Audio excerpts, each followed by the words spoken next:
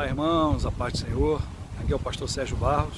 Estamos de volta, gravando mais esse vídeo devocional para você. Fique com a gente.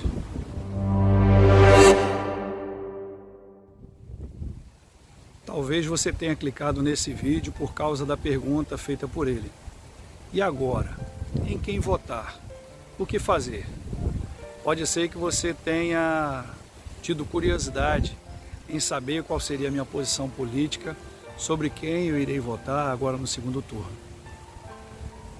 Ou quem sabe você tinha a esperança de que eu pudesse apontar uma fórmula simples para a questão política atual. Mas infelizmente eu tenho que te decepcionar. Eu não tenho essas respostas.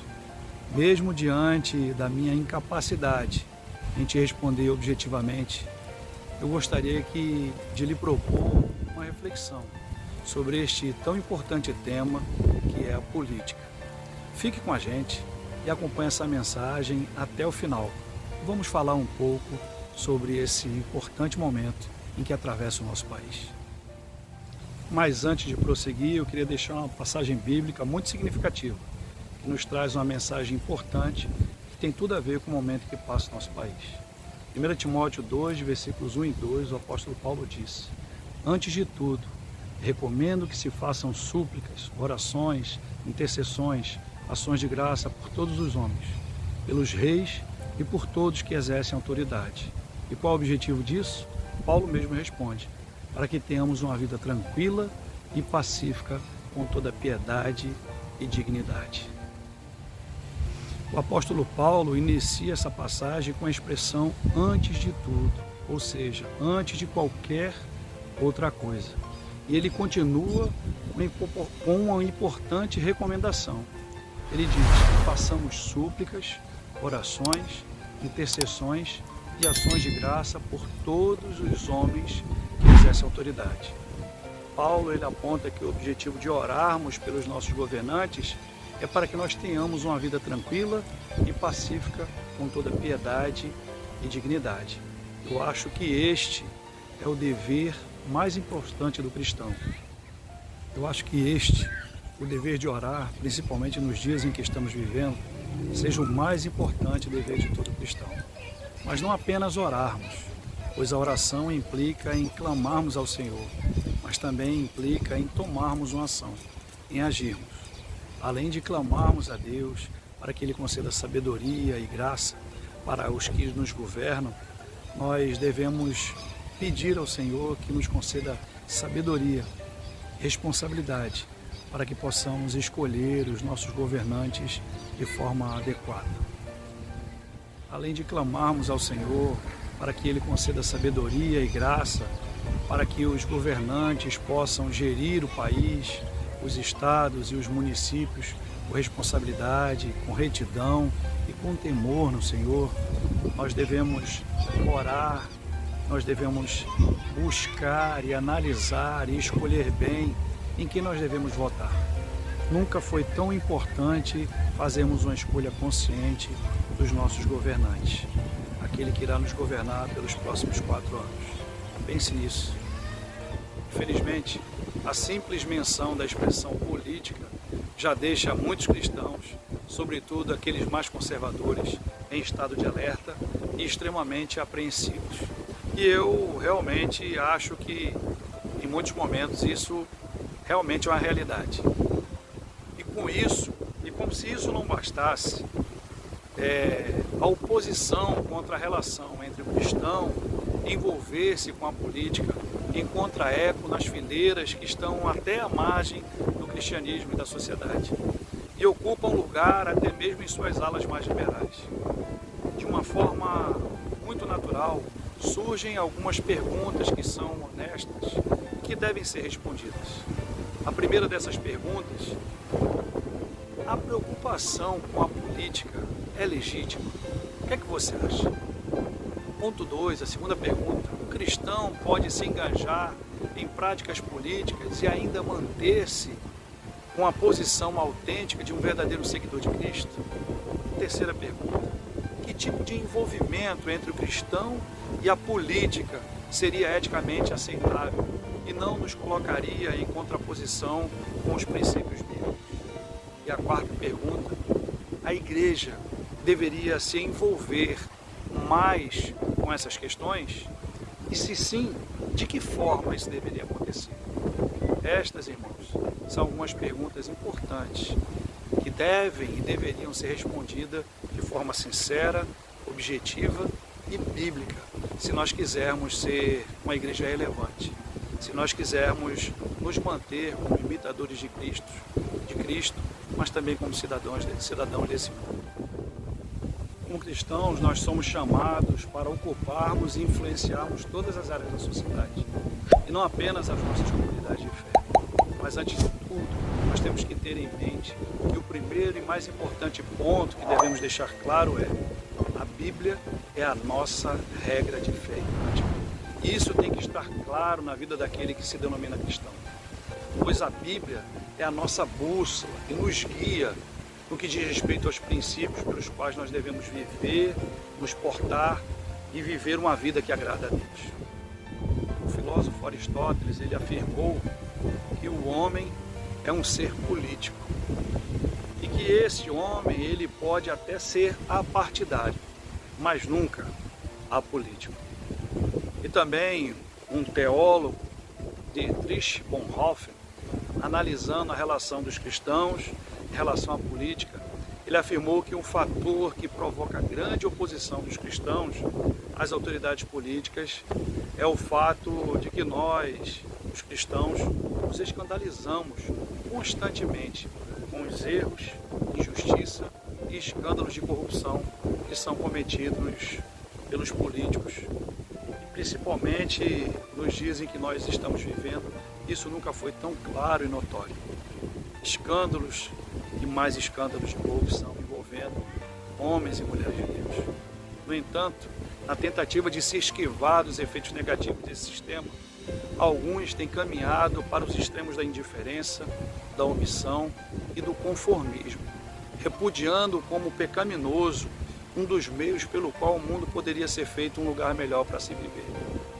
Isso, eu estou falando da política, que poderia e deveria ser um instrumento para abençoar as pessoas. Como vivemos em uma democracia, o poder é otorgado aos governantes pelo povo através da escolha livre mediante o voto. No ano de 1947, lá na Inglaterra, na Câmara dos Comuns, Winston Churchill, ele disse algo extremamente relevante. Winston Churchill falou a seguinte frase: a democracia é a pior forma de governo, à exceção de todas as demais formas que têm sido experimentadas ao longo da história. É isso mesmo. Apesar de tudo, a democracia ainda é a melhor forma de vivermos uma vida. O 16º presidente norte-americano, Abraham Lincoln, disse: a democracia é evidenciada pelo governo do povo, pelo povo e para o povo. E nós, cristãos, não podemos esquecer que toda autoridade constituída procede de Deus. O povo de Israel fez várias escolhas equivocadas e erradas ao longo de sua história. E eles padeceram por tais escolhas erradas.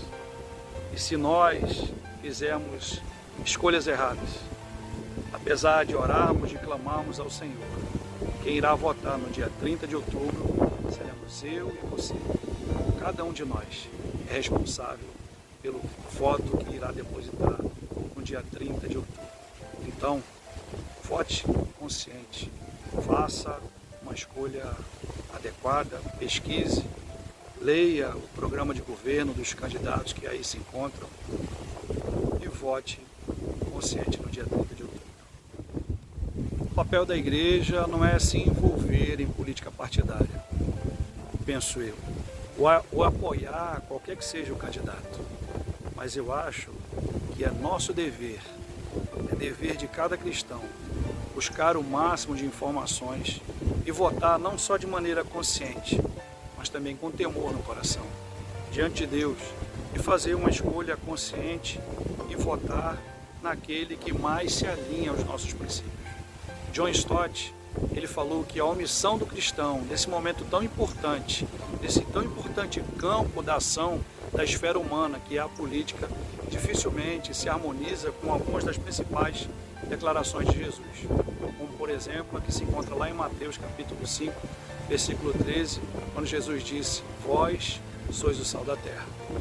Se por um lado um número expressivo de vozes alega ser necessário manter distância do meio político notoriamente secularizado, por outro lado, é preciso que o cristão atue como sal, que é preservando a sociedade da degeneração ética e moral. O sal, como metáfora utilizada por Jesus, sugere o poder da conservação do sal. Entretanto, para que o sal possa exercer a sua propriedade conservadora, o sal precisava ser esfregado na carne, para impedir que a carne entrasse em processo de decomposição. O sal revestia completamente a carne, para evitar que ela se degenerasse. De maneira semelhante, nós cristãos precisamos estar em contato com a sociedade, em seu sentido mais amplo, em suas várias camadas, para tentarmos retardar esse processo de degeneração moral que assola a nossa sociedade. O sal precisa sair do saleiro e a luz precisa brilhar. Nós cristãos deveríamos ajudar a instituir uma nação mais justa e coerente com os valores que nós defendemos. Por uma sociedade que busque atender às práticas sociais dos mais necessitados, que vise o bem comum, pois esta, penso eu, que é uma das principais finalidades da política. Se nós, os cristãos, homens e mulheres de bem, nos omitirmos em relação às práticas políticas na sociedade, no sentido de torná-la boa e justa para o bem comum, não será um pecado tanto quanto é a ação corrupta? A ação desvirtuada na prática política, o individualismo possessivo, os privilégios destinados a certas classes sociais não seriam equivalentes à omissão da prática política pelo bem comum por nós, servos e servas do Senhor? William Barclay, um comentarista renomado, ele disse que ao analisar a resposta de Jesus quanto à legitimidade de pagar ou não impostos aos romanos, descrita lá em Mateus 22, de 15 ao 22, ele percebeu nas palavras de Jesus que todo cristão tem dupla cidadania, a celestial, pois não somos desse mundo, e a terrena. E um cidadão deve, portanto, fidelidade ao seu país, o país em que vive, independente do tipo de estrutura política, social e econômica, a não ser que essas reivindicações estatais do governo se choquem frontalmente com as orientações da palavra de Deus. William Barclay ele ainda pondera, afirmando: posto que o cristão seja um homem honrado, deve ser um cidadão responsável. E o fracasso do cristão como cidadão também significa o fracasso de seu dever como cristão. Pense nisso. Penso que os princípios cristãos são grandiosos demais para ficarem confinados apenas às quatro paredes de nossas igrejas. Saiba que um dos candidatos que estão aí, independente de você votar nele ou não, irá governar o nosso país pelos próximos 4 anos. Pense nisso. Escolha o seu candidato com responsabilidade, avaliando o seu programa de governo, as suas propostas, se as propostas se alinham ou não com os nossos princípios cristãos. Lembre-se, não existe neutralidade. Não se abstenha de participar desse importante momento em que atravessa o nosso país e a nossa sociedade. Nossa esperança final não repousa em homens, e sim em Jesus Cristo. É nele que eu e você devemos depositar a nossa fé e a nossa esperança, independente de quem ganhar o pleito agora do dia 30. Nós, servos e servas, homens e mulheres de bem, estaremos firmes, constantes e sempre abundantes na obra do Senhor, porque nós sabemos que no Senhor o nosso trabalho não é vão. Nós possamos refletir sobre esse momento, nós possamos pensar e discutir a relevância do momento em que atravessa o nosso país e fazermos a escolha correta, a escolha adequada diante das opções que nos são propostas nesse momento. Se você percebeu nesse vídeo, eu preferi não expor em quem eu irei votar, porque eu acho que nós exercemos uma certa influência sobre aqueles que nos assistem, aqueles que nos ouvem. Mas eu gostaria que você, sinceramente, pudesse ponderar a relevância do momento, a importância que é falarmos sobre a política de forma adequada, bíblica e coerente com os princípios que acreditamos. Nós não podemos nos omitir, nós não podemos nos abster, nós não podemos ficar em cima do muro, porque queira você ou não, um dos dois candidatos que se apresentam irá governar o nosso país, como disse, pelos próximos 4 anos. Eu já fiz a minha escolha, e o candidato em que eu escolhi votar, ele não se alinha 100% com tudo aquilo que eu creio e acredito, mas eu percebi que eu devo avaliar os pontos importantes na economia, na inflação, como é que se comporta os índices de um governo em comparação com o outro. Pois afinal de contas, nós vamos escolher um presidente e não um pastor para a sua igreja, ou padre para a sua paróquia, um esposo para o qual você irá se casar, ou um pai para os seus filhos. Pense nisso.